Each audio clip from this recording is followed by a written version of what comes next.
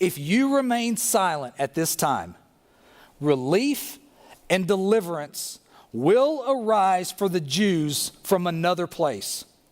And you and your father's house will perish, and who knows whether you have not attained royalty for such a time as this. Go back to the first part of 14 here, if you will. Here's what I want you guys to know and understand. Mordecai knew the promises of God. Mordecai knew the word of God. Relief and deliverance was going to come to the Jews.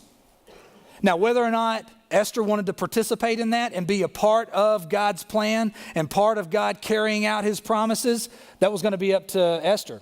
And if she didn't want to do it and the Jews began to become annihilated, she was a Jew. Ultimately, she would have to be taken out because of the decree. Here's what I want to start the process of laying this foundation for you for this series. Because here's something I want you to take with you today. The more you know God and his promises, the more you trust him.